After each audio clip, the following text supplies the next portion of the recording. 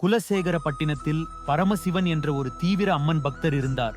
அவர் தினமும் கோவிலில் சென்று முத்தாரம்மனை வழிபட்டு அம்மனின் திருவிளையாடல்களை பக்தர்களிடம் சொல்லிக் கொடுத்து வந்தார். அவர் எந்த சிக்கலிலும் இருந்தாலும் முத்தாரம்மன் துணை இருக்கிறாள், எனக்கு எதுவும் ஆகாது என்று உறுதியாக நம்புவார். பரமசிவன் பக்தியில் மட்டுமே அதிக கவனம் செலுத்தியதால் சில தீய மனநிலையுடையவர்கள் அவரை பொறுக்க முடியாமல் அவருக்கு எதிராக சதி செய்ய திட்டமிட்டனர். அவர்கள், இந்த மனிதன் எல்லோருக்கும் நற்பழக்கத்தை போதிக்கிறான், நாம் அவனை கொலை செய்ய வேண்டும் என்று நினைத்தனர். ஒருநாள் பரமசிவன் வெகு தொலைவில் உள்ள ஒரு கிராமத்திற்கு அம்மன் கதைகளை பகிரச் சென்றிருந்தார். அந்த சந்தர்ப்பத்தை பயன்படுத்தி அந்த கயவர்களும் அவருடன் பயணித்து ஒரு உணவகத்தில் அவருக்கு விஷம் கலந்த பானம் கொடுத்தனர்.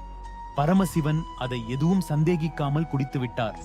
கொஞ்ச நேரத்திற்குள் அவருக்கு தலையில் சுழற்சி, வயிற்றில் திடீர் வலி தொடங்கியது.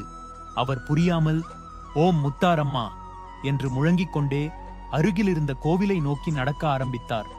அவரது உடம்பு முழுவதும் நடுக்கமாக, கண்கள் இருண்டு போவது போல் உணர்ந்த போது திடீரென்று வானத்தில் ஒரு அதிசயம் நடந்தது. திடீரென கோவிலில் இருந்து சுடர் பளபளப்பாக எழுந்து நேராக பரமசிவனை சுற்றி வந்தது. அந்த ஒளியை பார்த்தவுடனே அவர் உடலில் இருக்கும் நஞ்சு காற்றாக வெளியேறியது. அவர் திடீரென உணர்வு பெற்றார். உடல் முழுவதும் எரியும் உணர்வும் வலியும் மறைந்து அவர் நன்றாக உணரத் தொடங்கினார்.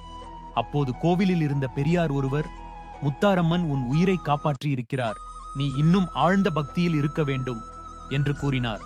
அதை கேட்டவுடன் பரமசிவன் அந்த விஷம் கொடுத்தவர்களை சந்தித்து பேசிக் கொண்டிருந்த போது அவர்கள் அனைவரும் திடீரென்று மயங்கி பிழை கூறினர். அம்மனே, எங்கள் தவறை மன்னியுங்கள் என்று புலம்பினர். பரமசிவன் அவர்களிடம், அம்மன் தர்மத்தை மீறுவோரை மன்னிக்க மாட்டாள், நல்ல வழியில் திரும்புங்கள் என்று கூறினார். அவர்கள் அன்றைக்கு துணிந்து அம்மனின் அடியார்களாக மாறி தர்ம வழியில் பயணிக்கத் தொடங்கினர். அந்த நாள் முதல் முத்தாரம்மன் பக்தர்களை எந்த நஞ்சும் தீங்கிழைக்க முடியாது என்ற நம்பிக்கை அனைவருக்கும் நிலைத்துவிட்டது. பரமசிவன் வாழ்நாளின் இறுதி வரை அம்மனை வழிபட்டுக் கொண்டிருந்தார். ஓம் முத்தாரம்மன்.